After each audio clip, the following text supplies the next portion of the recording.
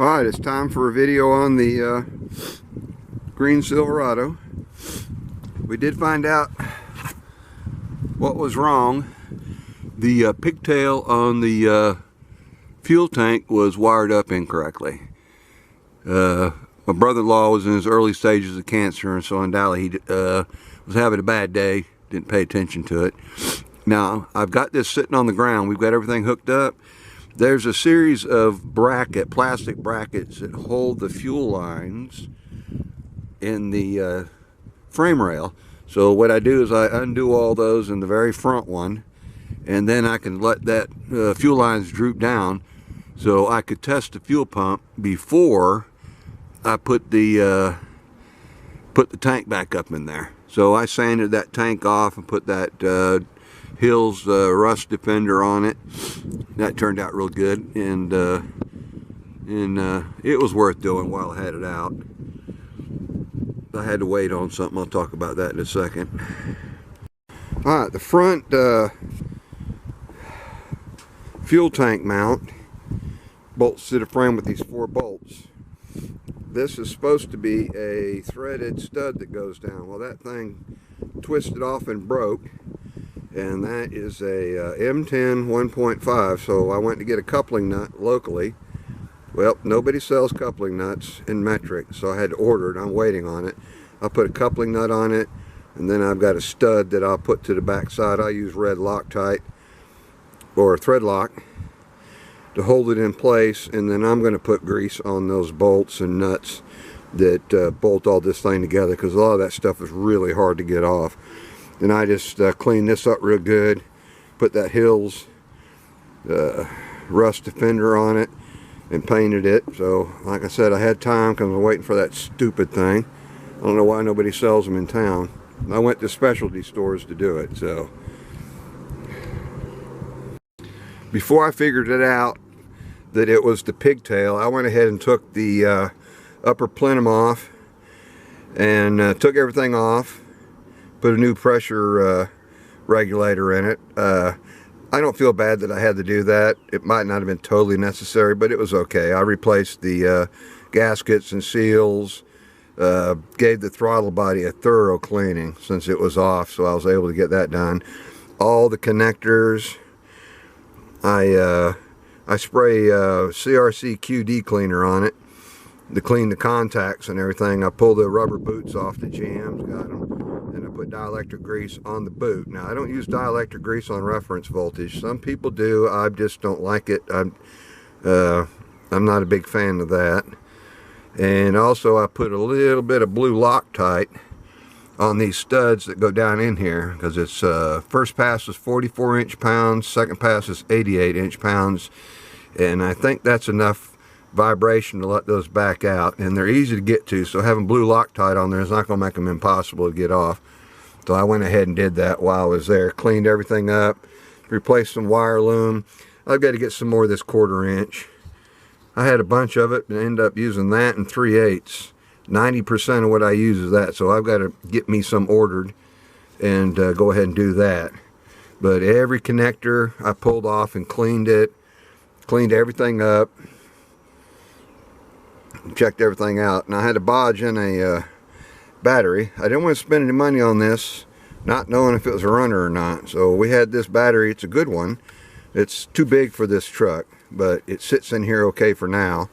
And I had to bodge this in so it would start. So now I know I can go ahead and just buy me a battery for it since it's a runner. So let me fire this thing up.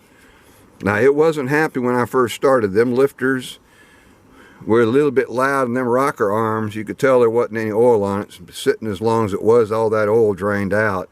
Sounded terrible. I thought, oh my God, here we go, the motor shot out. So here, let me start up and you can see what it sounds like. All right.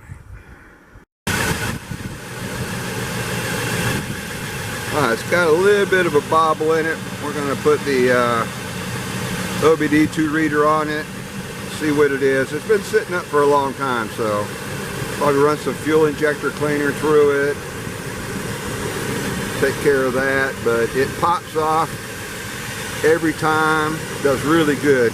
Right now I've got some cleaner in the radiator. I got to let this thing run for about 15 minutes, and then I'm going to drain it all out and flush it with distilled water, and then I'll go ahead and put new coolant in it. Then we're going to change the oil and do that. But I didn't want to spend a lot of money until we knew this thing runs. It sounds good, no knocking, ticking or anything left. But it sounded horrible when I first started it though. But there's something going on here, but we'll figure it out. Sitting up that long, I think the ECU has got to get retrained on all the sensors and stuff like that. So I got to get out and drive it and let the ECU go through the cycles with all the sensors.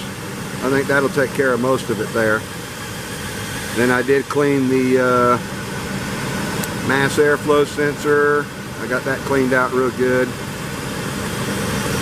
So it sounds good. Pops off every time. Oh, we did find something else out. These old seals on these GMs, they ain't the best in the world. It's been dripping down. This carpet's wet. So I took all the mats out. I keep the doors open when it's sunny. I'm going to try to clean that as best I can right now, see what stains I can get out, but it's got to dry up. It was wet back here, and there's the rear seat. It's not as great as I thought it would be, but I haven't cleaned it yet, so it's going to look a lot better. But these, I imagine this door seal just ain't great across here. But I've got a way to fix that. There's a different seal that I put on the lip of the door over here, and then it compresses all this a lot tighter and it keeps it from leaking. So I've got to do that. But minor detail. Alright, also when we first fired it up, it didn't blow out any smoke, so I know the valve guide seals are doing good because it was certainly leaked on top of the valve. So, but like I said, he did the heads not too long ago, 3 years ago. So, but you can see it's got a little bit of a mess in it. I'm gonna let it, so we gotta drive it around and let everything, let the ECU start talking with all the sensors right. Then we'll start finding it from there, but I don't think that'll be too bad. All right. Yeah, we're gonna have this on the road real soon. And we've got the stuff to do this fender, not fender but the bedside. We've got the stuff to do that, so we're going to go ahead and sand and re-clear coat that before we start driving it. It just looks like hell. I didn't finish washing this side over here yet, but that's okay. Oh, also I took the tires off my Suburban. I had more of a truck tire on my Suburban. So I swapped it out and put these on the truck, and the white letter going on a Suburban is more of what I'm headed to, the way I'm going to make it look. I ain't going to talk about that right now. I do that on my Suburban video. But these tires are in good shape. These are Falcon tires. Now they only thing about them is they get a little bit older, they have a tendency to sing, but these tires, I have not rotated them because on the front of my Suburban the upper ball joints were bad, but I didn't get any unusual wear. I got a ton of tread left on it. So these are good tires. I plan on buying more in the future. So we'll have it on the road here in the next couple of weeks. Now we're going to go ahead and do the get a transmission pan. It's got a drain in it. I got to do the transmission mount. Some leaks up underneath there. I got to degrease everything and find out where the drips are coming out, because it got all over the transmission mount, which is rubber, and it just deteriorated. It's just sitting straight down, so I've got to pull that off, but that's okay. When I put that pan on the transmission, you've got to break all that loose anyway to get the pan off, so I'll do it when I do that. Well, of course, we're going to go ahead and pop the differential cover off and inspect that for metal shavings and make sure the gears are wearing right. Clean it off real good, put new gear oil in it, just some regular maintenance. And we put it in gear and spun it. It'll turn, but I've got to get that brake drum off. That is going to be a wrestling match. I'm not looking forward to that at all. but it's got to be done before we drive it. So that, one more thing. Like I said, we're close. A couple of weeks. I'll go ahead and put it on the road and insure it, put a tag on it, and then I'll have 3 of them. But up here we've got to have 2 vehicles running all the time. So I'd like having a backup. Oh, and we've got to bleed out that brake fluid in there. It looks terrible, so we've got to go ahead and flush this out. Excuse me. Flush out all 4 corners. We're going to go ahead and bleed the ABS and all that, and exchange the fluid. That's not good.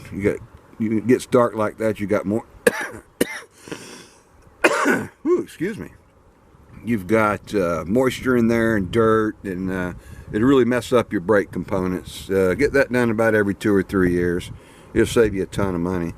Alright, I think that's it on this one. And until I see y'all guys next time, have a good one.